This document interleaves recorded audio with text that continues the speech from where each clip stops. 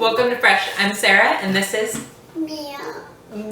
And today we're going to be making chocolate barbecue chicken with zucchini fries. If you stay till the end, we will let you know some cool substitutes to make to completely switch up the flavor.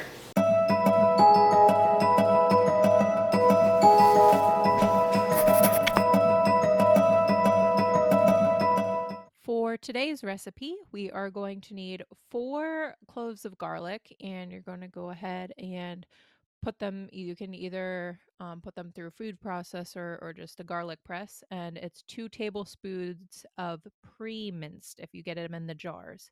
Then we need 2 cups of crushed tomatoes, a 1/4 cup of balsamic vinegar, a 1/4 cup of apple cider vinegar, a 1/4 cup of honey, all put in there, 1 tablespoon of Worcestershire sauce,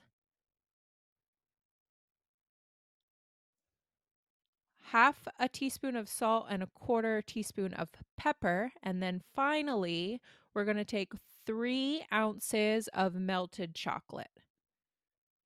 I like to use the Lindt chili pepper chocolate right in there, and you can either melt it on a double boiler or you can melt it in the microwave on 10-second intervals. Now, a great side that goes with this is some zucchini fries. So you're going to see how I cut them up into little strips. You're just going to cut them into however you prefer to eat them. You could also spiralize them if you want to. The thicker they are in this case, though, the longer it's going to take for them to cook.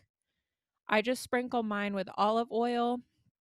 And then I also make a combination of onion powder and garlic powder, salt and pepper for this. And then we're going to brush it right onto, I halved our chicken breasts. You could also cube it and put it onto skewers with some tomatoes and peppers and make some fun little skewers. Kids love to eat those, but I just halved our chicken breasts and put it right on top, and then we're going to throw it on the grill.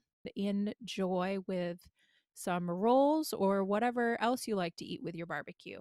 Let me know what your favorite side is for barbecue in the comments below. A cool thing you can do with this recipe is to just take out the chocolate and add in berries. So the best combination that I have found have either been blueberries or raspberries or a mixture of the two, or even adding in some strawberries in the summer.